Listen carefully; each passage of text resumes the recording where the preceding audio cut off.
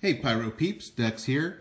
For this video, I'm going to do a quick test of the older style E-match, which just has a shroud, and these brand new E-matches that have a full protective head or a static, non-moving shroud, or semi-non-moving, which I'll get to in a second. So, common E-match is the one on the left here.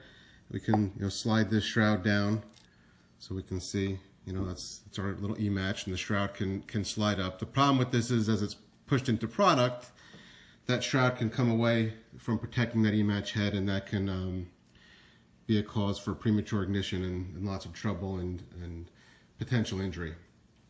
So these new types have a full cap, and there is some movability up and down, a little hard to see.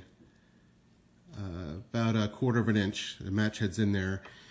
If when you set these up, if you needed to check continuity and there was a problem, these do pull straight off.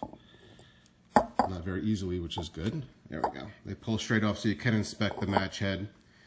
And then this cover goes right back on. And again, when you insert this into a product, the chance of something actually scraping against that E-match head with the shroud backing off approaches zero, because this thing backing down isn't going to come off.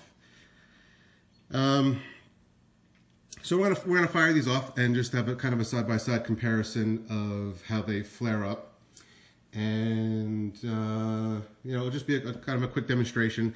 The other thing too is, since on the new protected matches this head slides up and down, it looks like ideally it should be in this position where the match head is closest to these few vented openings. However, I think in the field, as we're putting these in product and wires are getting taped down and such, they won't always be there. So as a worst case comparison, I'm going to move this little shroud in the utmost that way, position away from the match head, and then compare. So the match heads are actually about equal against this ceramic bowl here. But I'll move this shroud up, and we're just gonna kind of do a test to see. I wonder if I can go slow-mo mid-range here. I don't think so. Okay, we'll just put these off and see how they compare. And old E-match versus new. Both shrouds are on. In 3, 2, 1. All right, there you have it. I'll have to slow it down. It looked like, from my quick viewpoint, the traditional E-match lasted a little longer.